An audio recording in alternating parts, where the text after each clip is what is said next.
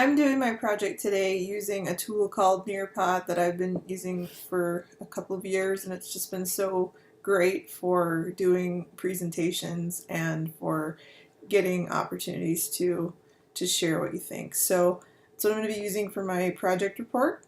And I've got my iPad mirrored onto my computer so that you can see it, and I'll show you the teacher side too as we go throughout here. My name is Katie Dewey Hill, and I am an EdTech specialist in Kane School District, and this is for the summer 2016 semester. My topic is technology implementation, what we need, why we need it, and how to get it. And so what I'd hope to focus on were some specific things that need to be in place for technology implementation to be successful. So if I were presenting this to a group of administrators, I would probably start with the question, which of these technology tools have you used? And so I'm just going to kind of demo that here. I could say here, do that, and then I click send, and yes. And so once they've submitted their answers from the teacher side, I can share out kind of how it all shook out as a group. And so there'd be more pieces of the pie there, and those are percentages. And so from the administrator side, or from the person giving this, we can do, this would be what my side looks like here with that list of people. Okay, coming back to here. All right, so in finding out and gauging what they understand, that's what I would do first. Just pick a few things that I think are important and be able to share them that way. All right, let's get back to our student side. Okay, so first of all, the problem being addressed. Technology is considered another part of the curriculum in the school day. So when you hear things like, we just don't have time to teach technology, you shouldn't really be having to dedicate a lot of time to teach technology. Technology should be part of everything. And so it should be a tool. You know, we don't just have technology for technology's sake. We want to be able to have it be purposeful. And sometimes this leads to a symptom of the problem, which is that purchases are not always made with the goals for teachers and students in mind, and so they're scattered and disjointed, and they don't all come together, and so they're not as productive as they could be. And that technology integration is rarely implemented school-wide without some professional supports, and that can be in the form of professional development, but also in an expectation from the administrator, and that expectation can't be confidently given if the teachers don't have if the principal doesn't have confidence in themselves to really believe that the technology is going to make much of a difference, or that it can be learned. Okay, and so in considering what are some good solutions for this, rather than focus on this is the tool that'll save everything, but just being able to focus on a few that address some of the specific issues. Mainly, that technology needs to be tied to instructional and academic priorities. It should be those priorities first, followed by technology, not technology, and then we figure out how it fits in. Luckily, we live in a time where there's a lot of education technology tools that are available, and so there's some cool ways to do this. Then that should lead to the purchase of devices and programs that are thoughtful of those priorities, and that it should support the need to be to help administrators and teachers develop best practices that give students the ability to meet these academic goals. Everything ties back to the academic goals for the students and in creation of the strengthening the school. And so the technology should do that. And if you can't clearly explain that, it's probably not something that is understood well enough to be implemented well. The rationale I have for this is that, first of all, that technology skills for students are critical for them to be prepared to enter the workforce. We don't want them to leave high school and not have any of the skills they need to be able to move on and be grown-ups. And so just being able to meet those needs is important.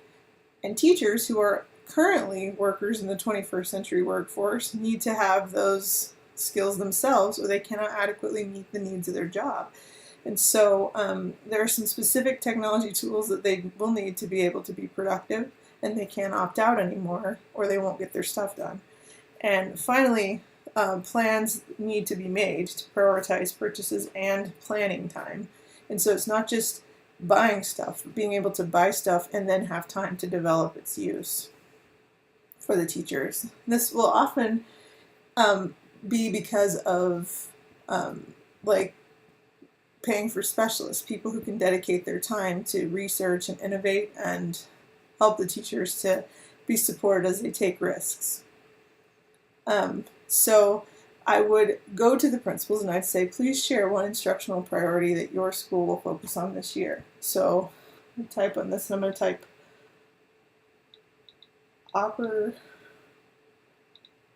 opportunities to respond. So maybe typing, that would probably be good too. So opportunities to respond is something that, you know, giving all students the opportunity to share what they understand and not just relying on hand raisers. And so I can have a discussion with the principals by sharing this answer, like, let's talk about this, why would this be a specific instructional goal?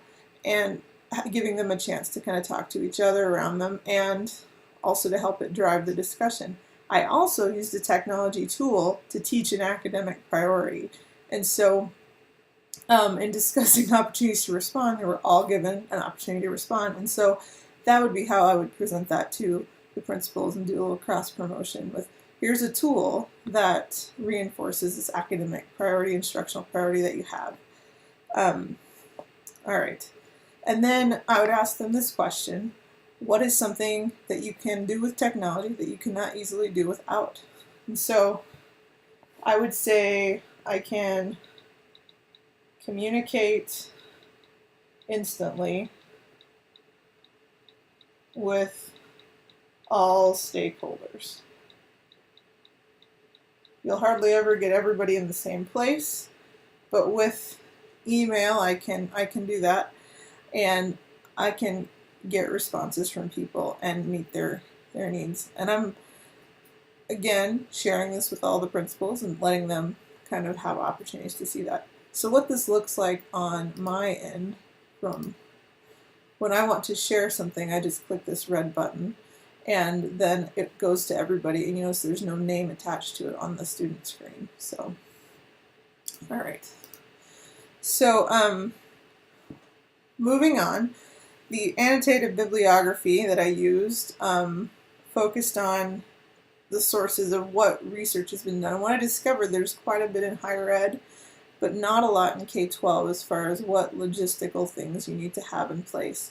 And I understand that technology changes year to year, so it'd be tough to nail it down, because once you write your paper, it's probably obsolete in terms of specific programs. But if we're going back to academic priorities, you can find things that are addressing that need, and the ed tech companies are coming along really quickly as to realizing that that's the first priority. They have to support that. They have to support the Common Core framework, because that's what schools are using. So in my bibliography, I found this story here: Barriers to Successful Implementation of Technology Integration in Educational Settings. This is just one example, and I have the paper here, and I'm just gonna find it as number 2.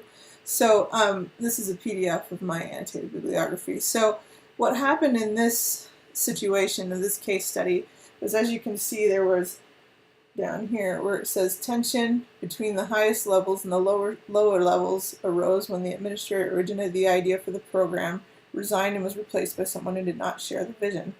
And so this kind of said one of the issues that they were having was that when they implemented this technology, the founder of the idea moved on before it was really realized. And so the new person coming in who did not have the same vision for the technology was not able to. This happened in higher education. This was in a university. And so I think that that's one of the things that we need to realize, is that principals need to be allowed to be in their schools long enough to fully implement and have the framework they need for the teachers. And also, whomever is doing the technology implementation needs to be able to be present and to make it a priority. The other reference that I used was this one, The Chicken or the Egg: Investigating Transformational Impact of Learning Technology in Research and Learning. Now, this is another article about that happened in higher education, and I'm going to find my official card that I have in here. One of the things I like about Nearpod is that you can put in PDFs and scroll to it. So it was this one here. It's happened in Australia, another university. Transformational impact of technology is what was supposed to happen. It was supposed to change kind of how everything was done. This was allowing more access to courses online and that kind of thing. But basically, it included, what I liked about this study was that it showed that there was some natural progression. There was initially some excitement. Everyone's very excited about it working. And then everything broke down and didn't work correctly, and so they were a little despondent about that fact. But then they learned how to repair it and work through. And that, just seeing that the dissonance at the beginning, like, it's okay if stuff isn't working at first.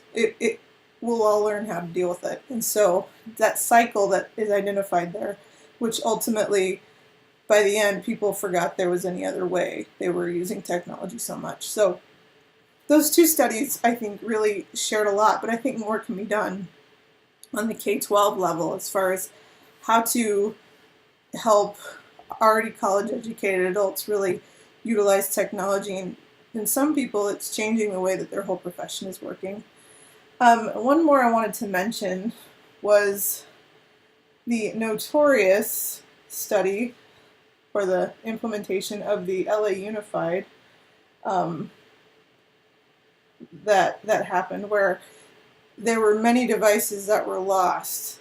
They put in millions of dollars in helping students have access to technology, and it was put in so quickly and so hastily that there were many devices lost. They were locked down so much that there were people that said that the problem with those devices is that they were locked down so much that they couldn't really use them for anything. And so there wasn't a lot of research before, and as the result, it did not go through. And there's the citation, number 16 there. So there's a lot to learn about how technology should be implemented in K-12, and I think that there's a lot more to know. And so that's pretty much my project on that. This course, there were some things I learned from the discussion, specifically the Future Ready framework, use of space and time. I didn't realize that the credit hour was called the Carnegie unit, and it's how we measure learning, meaning that it's based on how much time you spend in a course rather than what you learn. However, online access to courses and allowing students to move at their own pace is kind of changing how valid that is now, because it's mastery, not necessarily time, but that they use time because it was the most quantitative way to measure something. You know, we all have a standard of how long a minute is, how long an hour is, how long a semester is, but that's not the most effective way to measure learning, because ultimately we just want to understand mastery. And so technology is changing that game and making it more possible for people to efficiently be able to move at their own pace and kind of own their own learning. The other one was that we needed to manage budget and resources, that technology in schools does not just cost the amount of the device, it costs the manpower to train everyone and to develop the infrastructure that we don't see, wireless internet, maintenance, licenses for software, those kinds of things. And that we need to understand that before we make these expenses, that we have an objective for determining the learning return on investment. How well does this reinforce the learning? We need to be able to explain that. And so those were the parts of this course that I felt like I'm going to be thinking about for a long time. So that's my final project. Thank you so much for a great course.